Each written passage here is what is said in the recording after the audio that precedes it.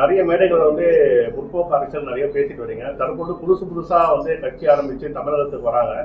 தொடர்ச்சியா தற்போது விஜய் அரசியல் நடத்த வந்திருக்காரு. அவரோட வருகை நீங்க எப்படி பாக்குறீங்க?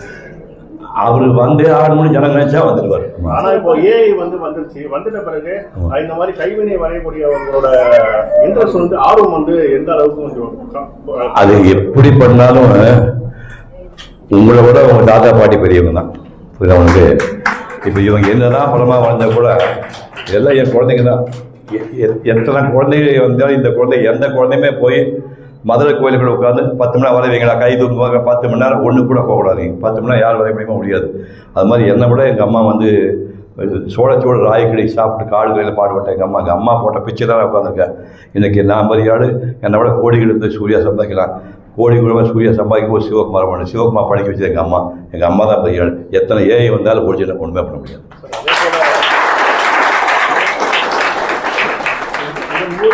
வேலை வாய்ப்புகள் எந்த அளவுக்கு மாணவர்களுக்கு இருக்கு? ஏன்னா தற்போது இந்த ஜென்ரேஷன்ல பாத்தீங்கன்னா இந்த கைவினை பொருட்களோட இது பண்றவரோட மாணவர்களுக்கு உண்டான வேலை வாய்ப்புகள் ரொம்ப குறைவா இருக்குன்னு சொல்லப்படுது. அதுக்கு உண்டான அரசு என்ன மாதிரி முன்னெடுப்பு எடுக்கணும்னு நீங்க நினைக்கிறீங்க? அரசு பத்தி எல்லாம் சொல்ல தெரியாது.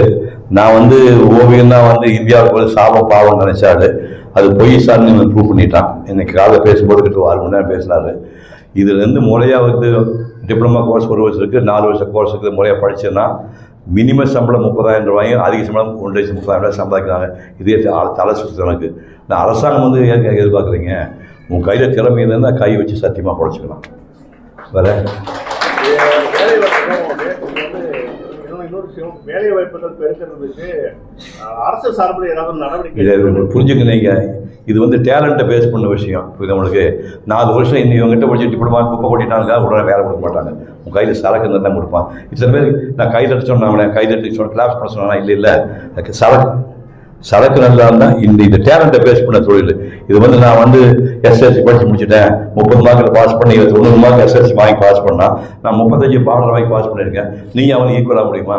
அது திறமை இல்லாதவன் எந்த துறையும் பெரிய ஆளாக வர முடியாது. திறமையோட பெரிய ஆள் கண்டிப்பாக வந்துடும். இப்போ நீங்கள் பார்த்த இந்த வண்ணங்களில் உங்களை நிறைய உங்களோட வண்ணங்கள் பார்த்தோம். இது ரொம்ப இம்ப்ரெஸ் ஆனதுன்னு இம்ப்ரெஷன் அப்படி பிரிக்க முடியாது. இந்த 5 பேரில் எது நல்லா இருக்குது, எந்த பேர் தேவை? ஒருத்தர் மாடர்னாக போட்டிருக்கான், ஒருத்தர் லேண்ட்ஸ்கேப் போட்டிருக்கான். முதல் ஒரு பொண்ணு படம் வந்திருக்குது. படம் வரையலாம்னு நினைக்கிறதே காலங்களில் அவளை வசனம், கலைகளிலே அவளை ஓவியம் தான் பண்ணுறாங்க. இதெல்லாம் இந்த குழந்தைகள்லாம் ஓவியலாக பிறக்கிறது இந்த ஜென்மத்தில் செஞ்ச புண்ணியம். உங்கள் அம்மா அப்பா செஞ்ச புண்ணியமோ நீ செஞ்ச புண்ணியமோ? ஓவியெல்லாம் இங்கே பிறந்தது பெரும் புண்ணியம். அப்புறம் உங்களெல்லாம் உங்கள் தாத்தா உங்கள் படத்தெல்லாம் பார்த்து அப்ரிஷியேட் பண்ணால் அதை விட பெரிய புண்ணியம். அதை விட என்ன சந்தோஷம் நினைக்கிறேன்.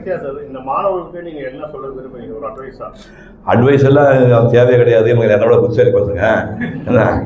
இவங்க வயசில் நான் இவ்வளோ இன்டெலிஜென்ட்டாக கிடையாது. இந்த ஃபஸ்ட் இயர் படம் அந்த அளவுக்கு நான் ஃபர்ஸ்ட்டில் வரையில. அவங்களுக்கு அட்வைஸ் பண்ணுற ஸ்டேஜ் இல்லை. இவங்க இன்னும் ரொம்ப அட்வான்ஸாக இருக்கிறாங்க. இப்போ ஸ்கூலில் படிக்கிறாமா, +2 படிக்கிறாங்க, இல்லை சார் காலேஜில் முடிச்சு கல்யாணம் பண்ணி 10 என் பையன் 10ஆம் படிக்கிற ஒரு எலி குஞ்சுமாக போட்டு சொல்லுது. இதாக உட்காந்துருக்கு பாருங்க. அதே எலி குஞ்சுமாக இருக்குது. அது கேட்டால் எனக்கு ஒரு பையன் இருக்கிறான், 10ஆவது படிக்கிறாங்க. மயக்கம் வந்துச்சு எனக்கு.